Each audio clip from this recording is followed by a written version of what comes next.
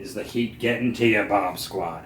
Is the blood starting to boil, Bob Squad? Do you start to get the butterflies in the stomach, the ants in the pants, piss and vinegar hogging the covers, staining the sheets? A one-trick pony beating a dead horse, there's no stopping you. For an extra special, and aren't they all special? For an extra special summer unboxing. How do we cool off, Bob Squad? What do we do?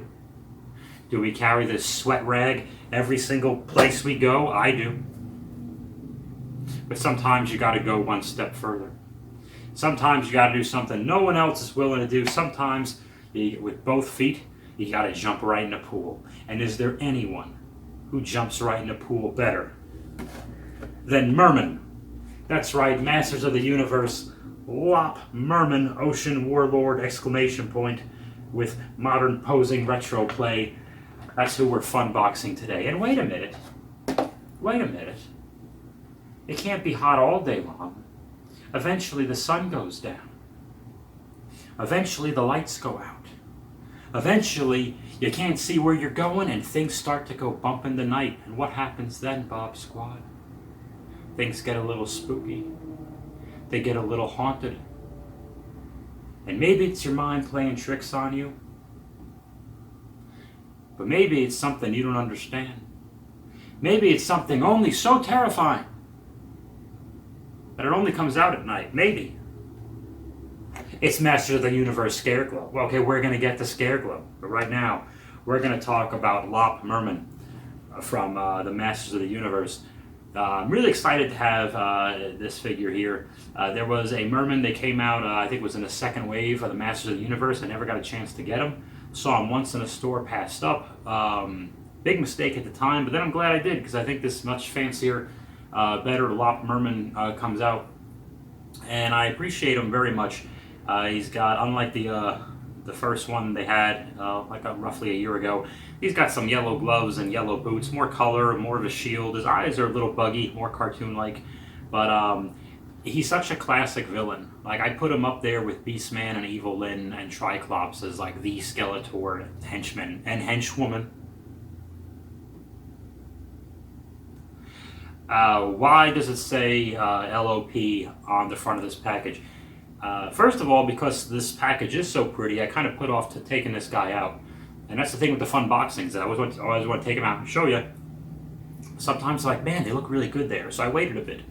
And I got to enjoy the figure in a package. I take everything out of the package anyway, but sometimes, most of the time, I'll keep a figure in for like 3 or 6 weeks or something like that, and then I'll take them out. So it's kind of like I get the toy twice in my weird way. I enjoy it. So everyone does come out anyway, so it is not a big deal.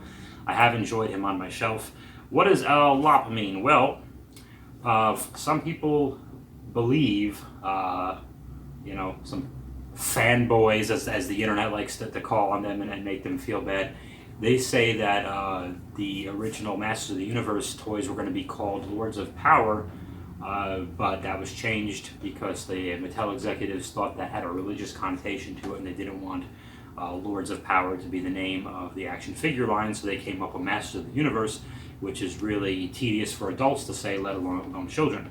That story, which you've seen on various Netflix documentaries and what have you, that story is completely false. As usual, Netflix and He-Man do not go well together. The reason it says LOP here on this particular figure, you'll notice it doesn't say LOP on Scareglow, and hasn't said LOP on any other figures that I can recall of the Origins Masters of the Universe toy line. The reason it says LOP there is because Lop is actually the name that Merman makes when he swims around. He goes lop, lop, lop, lop, lop, lop, lop, lop, lop. And then there's some bubbles. And then it goes lop, lop, lop, lop, lop, lop, lop, lop. And that's what that stands for. So Lop Merman is a welcome addition. So we're going to take him out and get a little bit closer to a fan, because I am very sweaty. All right, Bob Squad, I'm just going to yell over the fan and the highway traffic. Okay, I live next to a freeway, and sometimes you got to yell when you talk to people. All right, so we're going to use a box cutter, and I'm going to put this on a table. I almost did this on my lap, but I didn't want to give myself an accidental vasectomy. Not that kids was really in my plans ever, because that would clearly get in the way of all my toy buying. You know, who can afford both, right? So I wanted to keep the box cutter away from my lap. There's a comic inside. We'll take a brief look at it. It says Sucker Punch, which I think is related to Fisto. You understand? Oh, look at him. Look at Lop Merman go. Just pretend we're cruising down a highway with the windows rolled down. Okay? This is, the fuck is this? This is, you know, this is all the points where his body parts come off. Oh, Jesus. Alright. Never mind. And there's a warning here that says keep him away from plastic six-pack drink holders. Oh, okay, so we want to keep Merman away from those. He definitely has a weakness. Someone make that joke already? I think one of those, like, snarky, like, whatever, Cartoon Network kind of make fun of cool stuff. Like, they did that with the Turtles once. I think Shredder used the things... Somebody, like a Thundercats Roar type of vibe. Like, let's goof on it and shit on it, because that's cool to do, but, yeah, whatever. He's got a plastic thing. Oh, see? He's got a plastic thing in his arm. This is already a problem. Merman's already in trouble. The plastic's already getting to him. Even though he's made of plastic. Okay. So, as you can imagine, he's got all the articulations that all these guys do. You know, it's the same figure, for God's sake. He's a little stiff. Okay, he's got a little bit of a stiff elbow, but hey, you know what? He might have a stiff elbow, but the character's only 40-something years old. Why don't you give him a break, huh? How good are all our joints working? Let's let it go here. He's got ankle articulation. Did I ever mention? I'm sure I have. I hate ankle articulation in action figures. I think everyone should just have their ankles perfectly straight, because that's how figures fall over. You got to give them ankle. Why? At what point? They're already jacked. What do they need to do? Calf raises for you too, like all day? Like, oh, it's like and one. No, I'm not going to do it because I don't want to make them loose. I leave these things on too because they just look cool and they're kind of a pain to take off. So Merman's got. Let me get a little closer on him. Come on, kids. There he is. Yeah, he's got a wonderful protective plate here to look like they're made of some kind of fish bones and spiky things and a seashell type of... They have a lot of, like, very clever but very, I guess, a vague type of ocean-related things going on here. Just a fun-looking character. Aren't they? It's almost like his eyes, he has the wonderment of a child. Does he not? Really tremendous. And there's a look at his buttocks. Nothing to see there. Let's see, you know, I love this. He was made in China, okay? He's made in China. Just want you to know that. Look at Merman. This is cool. I've waited a long time. A good 6 or 8 months for an Origins Merman, and I'm glad I waited and got this one instead of the Wave 2 one. I think this one just has a bit more detail, a little more flash and sizzle. Oh, see, ankle articulation. I don't make this stuff up. The Skeletor on my show. Yeah, okay. You know what it is? He's on land. That's the problem. Hey, if Beastman controls like land animals and Merman controls sea animals, what do they do with an amphibious creature? Like if the Turtles, the Ninja Turtles, confronted Merman and Beastman, there'd almost be a power struggle, and the Ninja Turtles would instantly win. I'm assuming this sword only goes... So this sword... I'm sorry. I'm getting carried away. I'm playing with my toy. I'm sorry, guys. Yeah, it's got some kind of like sea pearl kind of design on it, or whatnot. It's like a sea sword type of thing. It's an ocean thing. He's an ocean guy. He's a bad guy who lives in the ocean. Alrighty. You understand. And it works for him. It's not quite the same. It's actually... His gloves and boots are yellow, and it's kind of like a light orange. I don't know how well the camera shows that. His plate and his I guess his face plate here. But this is more of a gold painted sword. But they still all work together. They're not so radically different. And they didn't go crazy with too many different colors on him. He's got the kind of like a turquoise-ish. Is it like an ocean blue? Like a greenish blue, but I think it's more blue than green, but a greenish blue. Like a pretty ocean thing, and he's got teeth. There's still some menace to him, that's the thing. There's still some menace. He's got some teeth. And both sides are have the pearls here, which is cool. Actually, at first glance, I thought it was going to be one side, and he was actually going to be kind of lame, but I like him better out of the package. I don't know, are his fingers this broken on a what did he do? Was he on all of them? Doesn't really matter, I guess. As long as I like the fin, I didn't even notice this. I like the fin effect here. Yeah, they did a good job. I'm happy with this. I'm glad I took him out. He looked really good. I think it's because the Lop logo looked pretty, and I liked it. But I'm glad I took him out. I really am. This, my friends, is Origin. I'm going to give him 2 thumbs up. How about that? See, the thumb on the right is actually a new thumb. I kind of cut it off a few years ago, and it's not important right now. Oh, there's a comic. Sucker Punch. I'm not going to go through the whole thing, but I'm assuming there's Fisto and there's Faker. That's like a fake He-Man guy. He's blue, but like that doesn't give it away. But whatever. There's a Landshark. Oh, all the new toys. I've been seeing the Landshark in the shelves lately. I haven't picked it up. It's not crying out to me. I don't hate it, but it's not crying out to me as a really awesome thing. There you go.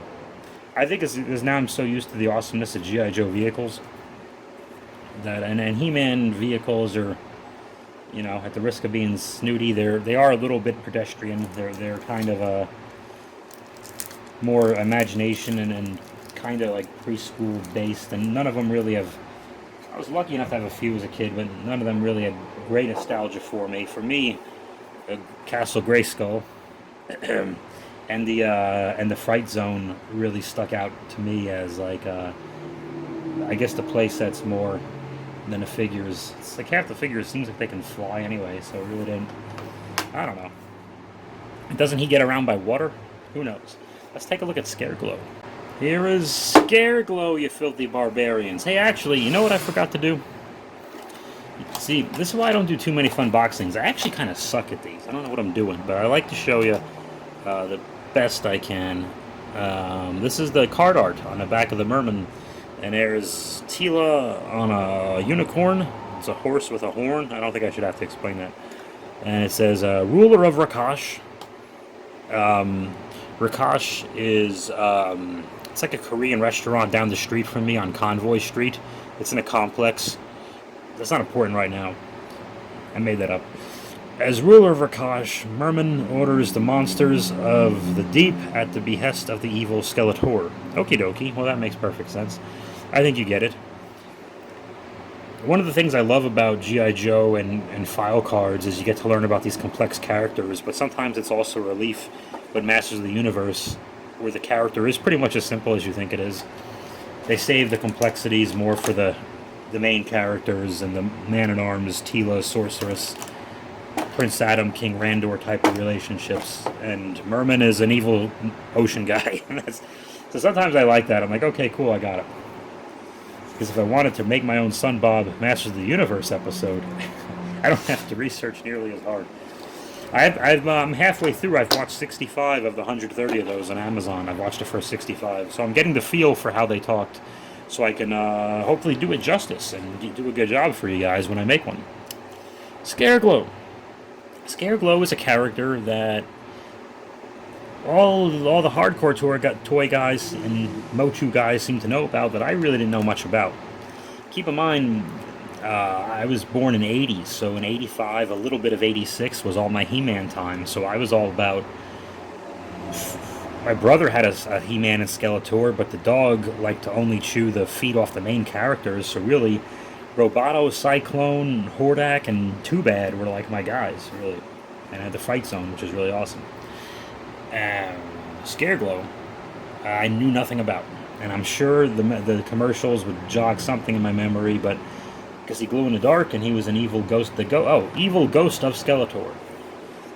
Now, is he a ghost who works for Skeletor, or is this Skeletor dead in the future? It's a ghost of Skeletor. I'm not really sure. maybe the comic will explain it. That's a different comic in here. Let's look at the box art this time. Okay, this is great. This is way spookier. So you see Scareglow glowing here. A walking horror from a different dimension. Scareglow radiates fear, terrifies his victims. Okay, so he's not unlike Scarecrow of Batman lore. So we'll take a look at some of the other guys here. Uh-oh, there's a glow-in-the-dark thing. We'll see how I can butcher that on camera with my awesome lighting skills. So I think this is wave 3. Am I wrong? 2 are they? Manny Faces, Orca. Maybe it's 2. There's really no way of knowing. I've never seen a Manny Faces in a store or a Trapjaw. These 2 characters, I think, are going to unfortunately have to be omitted from my inevitable He-Man saga. But here we go. Let's take a look at Scareglow. Okie dokie. This comic here, Double Trouble, does not actually tell you too much about the origins of Origins Scareglow. Let me tell you this. I'll hold him up yonder. When you're taking him out of the package, word to the wise, be very careful, because I originally thought this cape was like a soft goods, like a cloth kind of cape. Not really. It's kind of like a really, really soft plastic, but it still feels like it can break. Anyway, it's very difficult to get it out of this little slot there, and I was very concerned about breaking the loose little the way it hooks on his neck around there. I did that very carefully, and thankfully I didn't do it on camera. I just didn't feel like opening another figure on camera, and it took me a while, so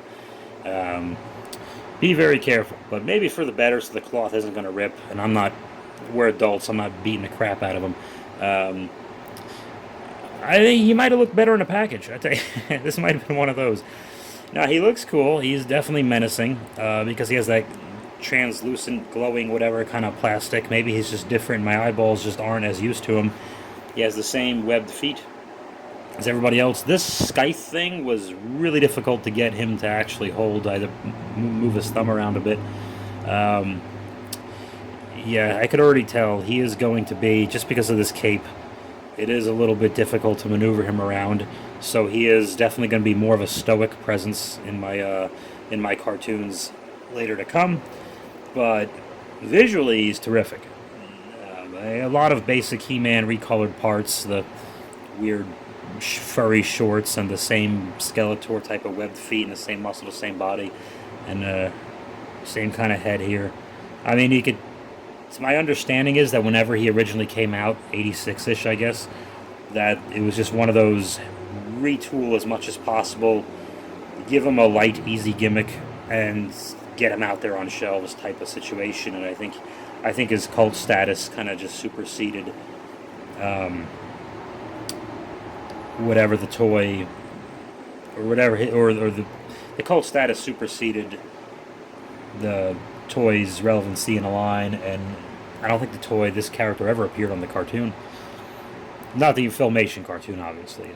Now, because of cult status, he's all over the place. He-Man fans love him. And why not? He's very spooky.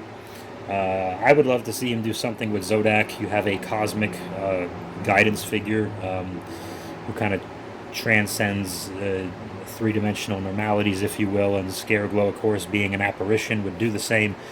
So I could see them having some kind of cosmic or spiritual battle that would affect the status of the way things go in your regular three-dimensional but still magical world of Eternia. So I'm very excited about that. Still very happy with him. I'm not trashing him or whatever. I'm just saying this figure to me is more of an adult's collector figure than, like, a kid can easily come out. A kid can easily play with Merman, and this guy feels a little more delicate to me. But both so happy to have these additions to the collection. Now, not counting the 2 cats, I have 6 good guys and 6 bad guys. So I'm going to get the 2 women because it's going to be sexist. And oh no, they're all also, more importantly, because they're relevant to the story. Evelyn and Tila shouldn't be too hard to get. They're going to be on my list. 2 job interviews next week, Monday and Tuesday, folks. So let's see if we can get something going. I'm going to read these comics. I scratched one. Because the comics, these aren't collectible comics, okay? You know what I mean? They are what they are. So, this fun boxing was fun. I had trouble setting it up, and I was actually a bit grumpy. I think the first take you see was at the sixth take. I was having a bit trouble with the temperature in the room and everything else. So you can tell I was a little crabby, guys. I'm sorry. But you know who else is crabby? Merman, because he lives near the crabs. But one thing you do want to do is watch out who you hang out with and use a prophylactic, because then you might get crabs on your own. Okay. This is a fun boxing, Bob Squad. I thank you for joining me. This is as professional as it gets. I hope you like my cheap paint brushes and my paint and my duct tape and my tart cherry kombucha and some binder clips. Have a good time. I'll talk to you guys in the near future. Viva la raza. What? Holy shit, he glows in the dark! Lop, lop, lop, lop, lop, lop, lop, lop, lop, lop, lop, lop, lop, lop, lop.